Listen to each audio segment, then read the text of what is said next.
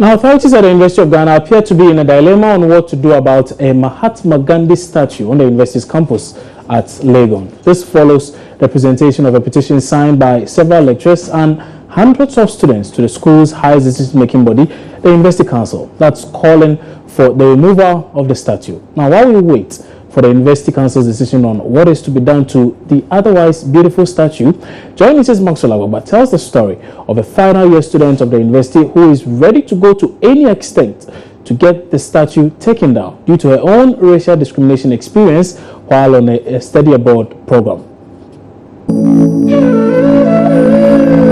Mohandas Karamchand Gandhi was born in the town of Propanda in India on the 2nd October 1869. Mahatma Gandhi, in his autobiography, The Story of My Experiments with Truth, stated he got married to his wife Kasturba at age 13. 2nd October, Mahatma Gandhi's birthday, marks the UN International Day of Non-Violence. One man's hero is another man's racist. That best describes the controversy surrounding the erection of this Mahatma Gandhi statue here on the University of Ghana campus. Opinions are sharp divided about this statue. Some students are supporting and saying that Gandhi must stand. Others are saying Gandhi must fall.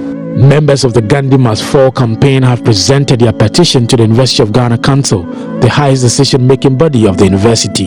Dr. Obadele Kambon, a research fellow at the University of Ghana's Institute of African Studies and a member of the protest group, says they presented the petition to the Secretary of the University Council last Thursday. Well, right now it's in the hands of the council. So my colleague, Dr.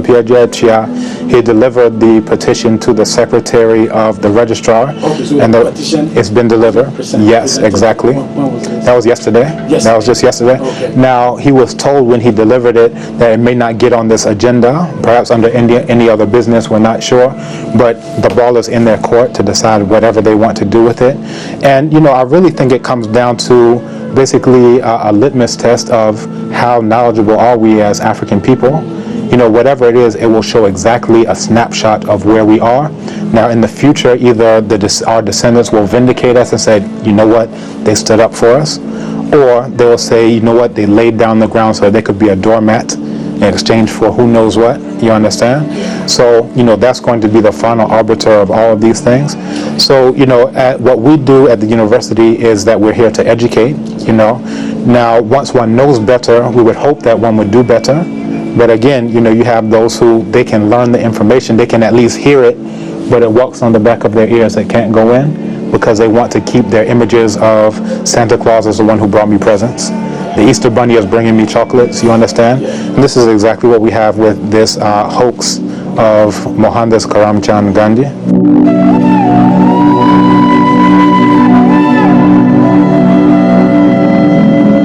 Constancia Fiati is a final year student at the University of Ghana. She says her racial discrimination experiences whilst on a study abroad program in China has motivated her to join the Gandhi Must Fall campaign. I went to China for a year abroad program there, Chinese, and my experiences there motivated me to join this campaign because there were a lot of good ones and also a lot of bad ones, and the bad ones would be with regards to racist people in China and the way they treated blacks, some of them. Some of them? Yeah. How did it treat you? Well, basically it was just they staring at you in a really mean way and making fun of you in the language because they presume you don't understand the language as you're black. And usually you'd have kids mocking you and running away from you and stuff like that as well. Yeah, and sometimes you would take a bus and people would just not want to sit beside you, or if there was an empty seat beside them and you sat there, they would get up. They just didn't want to be close to you.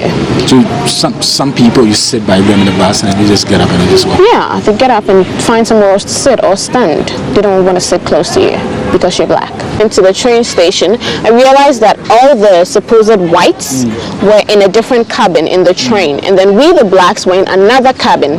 So I called my teacher and I told her that I don't like where I am, so why don't you find someone in your cabin? So I switched tickets with the person. People do it all the time. Like, you tell them, oh, my friend is in that cabin, I want to join her, so let's switch tickets.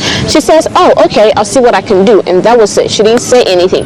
So my case is, if it wasn't deliberate, as a teacher, what should you do? You tell me, okay, let me switch places with you, go stay with your friends. But she didn't do that, and they, the teachers, were there with the other students and we were alone. Fine, I take it, okay, maybe it's not deliberate, but then on the way back it was still the same. On the return journey, we were in a different cabin and all the others were in another cabin.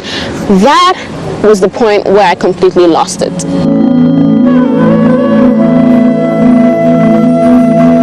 Adamu Sadat was at the University of Madras in India, where he studied for his master's in historical studies. His thesis was on Mahatma Gandhi and says Gandhi's statue must stand. Because of his fight for unity and poverty in India, the Indians revere him as the father of the nation. So wherever you go, there is even a day that the birthday of Mahatma Gandhi is being celebrated. Yeah, that's on 2nd October. Yeah, on 2nd October. Wow. Yeah. So it's a massive national holiday in the whole of India, and it's well celebrated. Even not only in India, in Africa, in Mauritius, in Seychelles, because of the Indians who migrated later because of the plantation, as I said earlier. The reason why I'm saying that is I'm sure the authorities of the university never consulted wide before mounting the statue. If they had, maybe this issue wouldn't have been here now. Because people are arguing that why not Nkrumah, why not JB Dankwa, why not Achampo? Yeah, that argument can be said. I mean, the authorities can decide to have a whole lot of, maybe a special place for other statues to come on board. But I think Gandhi statue should stay because he was one of the first people who tried to institute these non-violent ideas in the world, and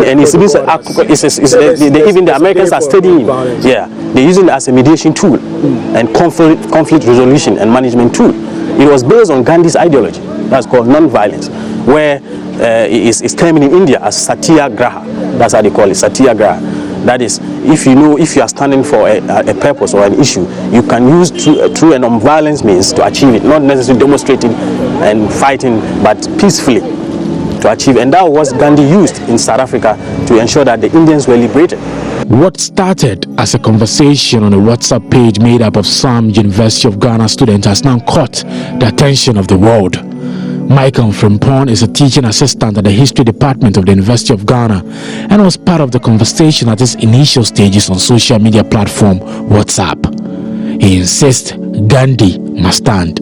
Yeah, so this debate started from a WhatsApp page the day after the statue was erected, and everybody on the Debate Society page was against it because of the new revelations that he was a racist. He had some racist comments, but I was of the view that we have to understand his racist comments from the time he made those comments in the 1920s, where even though there was some element of nationalism, that nationalism was in itself selfish in nature, in the sense that people were fighting for the advancement of their own small group of people. So Indians were fighting for Indian rights, blacks were fighting for black rights.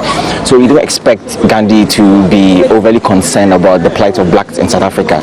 So I thought that people had lost that connection and that context, and that's why he was coming under a lot of criticisms.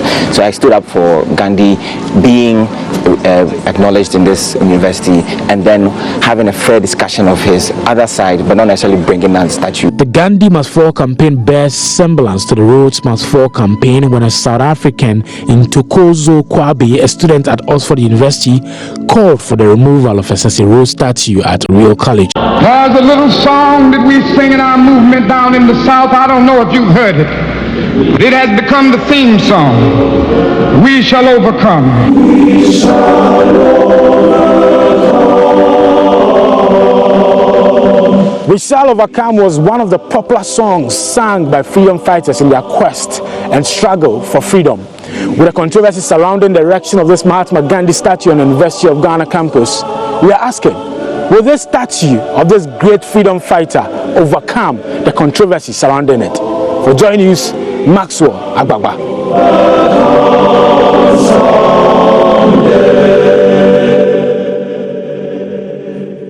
Interesting. We see how the story pans out as the days go by. But you're still watching this today here on your Journey channel on Multi TV. It's also available on your Go TV channel 144 and your DSTV channel 421.